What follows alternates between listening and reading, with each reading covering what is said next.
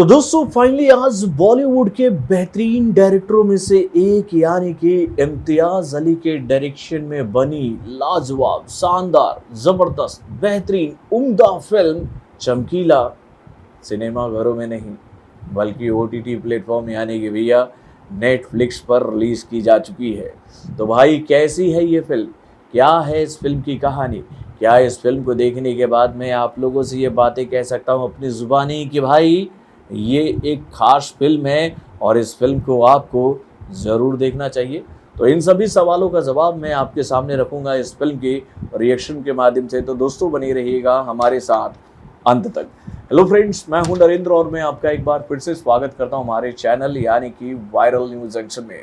तो दोस्तों आप लोगों को याद ही होगा कि जब चमकीला का ट्रेलर हम लोगों के सामने आया था तो भैया इस फिल्म के ट्रेलर को देखकर मैंने ये बात आप लोगों से कही थी कि ये अन्याय किया जा रहा है इस फिल्म के मेकरों के द्वारा भैया इस फिल्म के श्रोताओं के साथ। यानी कि भैया ये फिल्म डिजर्व करती थी मेरे भाई सिनेमा घर। इस फिल्म को तो सिनेमा घरों में रिलीज होना चाहिए था।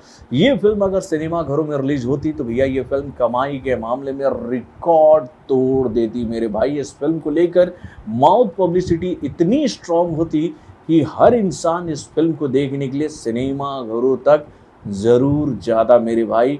ये बात मैं आप लोगों को गारंटी से कह सकता हूँ। जिस लेवल पर ले जाकर इस फिल्म को इम्तियाज अली ने बनाया है, इस फिल्म के माध्यम से उन्होंने एक कलाकार के दर्द को जिस तरीके से दिखाया है, क्या गलत है क्या सही है, इसका फ़र्क इस फिल्म में बताया है, उसको देखकर आप ये बात कहोगे कि भाई वाकई में ये फिल्म सिनेमा घरों में रिलीज़ होनी चाहिए थी। इवन मैं इस फिल्म के मुख्य कलाकार यानी कि दलजीत सिंह दोसांझ को लेकर ये बात आप लोगों से कहना चाहूँगा कि भाई ये उनके साथ बहुत बड़ा अन्याय हुआ है। उन्होंने अपने कैरियर की सबसे बेहतरीन फिल्म दी है चमकीला के रूप में, जो कि भाई सिनेमा घर डिजर्व कर रही थी। लेकिन कोई बात नहीं, ये फिल्म ओटीटी प्लेटफॉर्म पर रिलीज़ हुई है। तो मैं आप सभी से यही बात कहना चाहूँगा कि भैया अगर आपके पास में नेटफ्लिक्स का सब्सक्रिप्शन है तो भाई आप देरी मत करो, इस फिल्म को ज़रूर देखो। और अगर आपके पास नेटफ्लिक्स का सब्सक्रिप्शन नहीं है तो भाई छोटा पैक लो और इस फिल्म को देखने के लिए बैठ जाओ। जब आप इस फिल्म को देखोगे तो आप ये बात बोलोगे कि मैंने क्यों इस फिल्म को इतना खास बताया है। दोस्तों इस फिल्म की कहानी एक ऐसे शख्स के ऊपर आधारित है जो कि भाई एक गरीब और पिछड़े समुदाय से आता था, जिसके बारे में ये बात कही जाती थी उस वक्त पंजाब में कि भैया ये बंदा जो है वो बहुत ही कंट्रोवर्शियल गाने गाता है। इनके गानों में महिलाओं को लेकर आपत्तिजनक शब्दों का इस्तेमाल किया जाता है, लेकिन उसके बावजूद भी ये सिंगर उस वक्त पंजाब के सभी बड़े बड़े सिंगरों को पानी पिला रहा था अपने गानों के माध्यम से।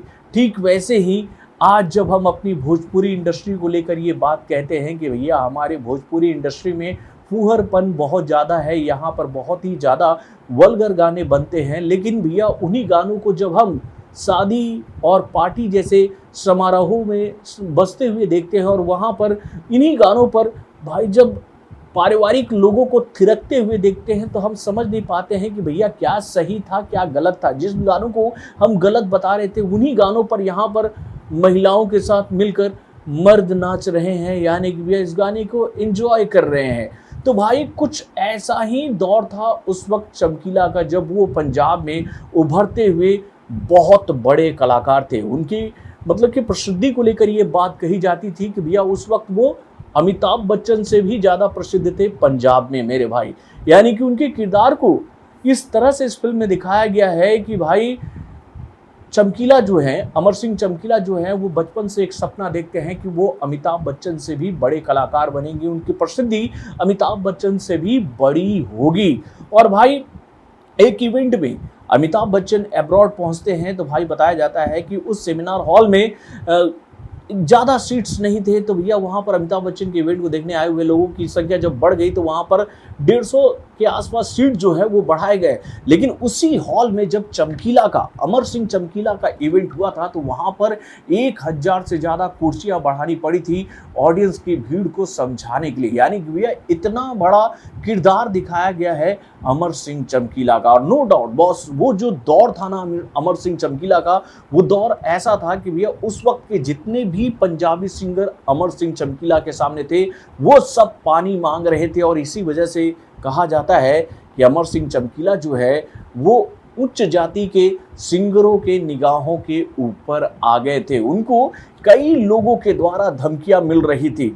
यानी कि उनको लेकर ये बात कही जाती है कि खाड़कुओं ने उनको धमकी दी थी कि वो इस तरह के गाने गाना बंद कर दे, और वो अगर आगे भी गाना गाना चाहते हैं तो उनको पैसे दे। यानी कि उनसे रेंसम मनी भी ली गई थी। पुलिस के द्वारा चमकीला को धमकाया भी गया था। चमकीला को ऐसा लगता था कि उसका इनकाउंटर कर दिया जाएगा। ऐसी घटनाएं उसके साथ उस वक्त हो रही थी। और अंत में अमर सिंह चमकीला के साथ क्या होता है, तो भाई कुछ अपराधी आते हैं जो कि अपने चेहरे पर मास्क लगाए रखते हैं और वो उसको गोलियों से छलनी कर देते हैं। इस घटना में अमर सिंह चमकीला के साथ उनकी पत्नी यानी कि अमरजोत की भी मृत्यु हो जाती है। तो भाई उस हत्या को लेकर आज भी ये बात कही जाती है कि भैया उस वक्त भी इस हत्या की खोज सही तरीके से नहीं की गई और ना ही ये जानकारी पंजाब के लोगों को हो पाई कि भाई अमर सिंह चमकीला को मारा गया तो क्यों मारा गया, उनको मारने वाले लोगों के पीछे किनका हाथ था, और भाई उनकी हत्या करने वाले लोग थे कौन। मतलब कि पंजाब का इतना बड़ा सिंगर मरता है लेकिन इसकी जांच प्रॉपर वे में नहीं की जाती है। तो दोस्तों वाकई में अमर सिंह चमकीला भाई वो नाम था उस वक्त पंजाब का जिसके सामने भाई बड़ी बड़ी हस्तियां छोटी पड़ जाती थी। कहा जाता था कि भैया अमर सिंह चमकीला का जब शोज होता था, मतलब कि जब वो गाने के लिए किसी पिंड विच जाते थे तो भाई आजू बाजू के जितने भी पिंड थे वो खुद ब खुद उठकर वहां आ जाते थे। यानी कि भैया एक तरफ अमर सिंह चमकीला को लेकर ये बात कही जाती थी कि भैया उनके गानों को लेकर लोगों के बीच में काफी गुस्सा है, लोग उनके गानों को पसंद नहीं करते हैं, लोग उनको इस तरह के गाने गाने से मना करते हैं। लेकिन वही जब चमकीला का कहीं पर भी शो होता था तो पूरा पिंड उठकर आ जाता था। सोचो कितना विरोधाभास था उस वक्त लोगों के बीच में। तो दोस्तों नो डाउट ये फिल्म बनी बहुत ही शानदार है। इस फिल्म में जिस तरह से इम्तियाज अली ने कलाकार के कलाकारी को दुनिया के सामने रखा है, यानी कि भैया एक कलाकार की सोच क्या होती है, यही ना कि भैया लोगों का एंटरटेनमेंट करे। अब वो लोगों का एंटरटेनमेंट किस तरीके से कर रहा है, क्या उसके द्वारा किए जा रहे इंटरटेनमेंट की वजह से लोगों को इंटरटेनमेंट मिल रही है, क्या लोग उनके गानों को एंजॉय कर रही है, या फिर कहें भैया उनके कला का मतलब कि वो सपोर्ट कर रहे हैं, इसका फैसला आप नहीं कर सकते हो, ये ऑडियंस कर सकती है। तो भाई इस कहानी को जिस तरह से इम्तियाज अली ने दुनिया के सामने रखा है वो बहुत ही शानदार है। लेकिन भैया इस फिल्म के साथ जो सबसे बुरी बात हुई है वो ये है कि भाई इस फिल्म को तो सिनेमाघरों में रिलीज होना चाहिए था। तो बहुत ही शानदार फिल्म बनी है ये, और भैया इस फिल्म के लिए तो मैं कहता हूँ यार दलजीत को यार नेशनल अवार्ड मिलना चाहिए यार। क्या परफॉर्मेंस किया है इस बंदे ने यार, क्या परफॉर्मेंस किया है। लव यू यार, मज़ा आ गया। तो दोस्तों अच्छी फिल्मों का सपोर्ट करने का मन भी बनता है मेरे भाई। तो दोस्तों इस फिल्म को देखने के बाद अगर आप लोग मुझसे ये सवाल पूछोगे कि मैं इस फिल्म को कितना स्टार देना चाहूँगा, तो भैया मेरे हिसाब से ये फिल्म 4 स्टार डिजर्व करती है। तो बॉलीवुड से जुड़े और भी कई सारे खबरों को जानने के लिए हमारे चैनल यानी कि वार्निंग रिएक्शन को सब्सक्राइब करना ना भूलिएगा, और हमारे अपडेट्स को जानने के लिए बेल आइकन को जोर दबाइएगा।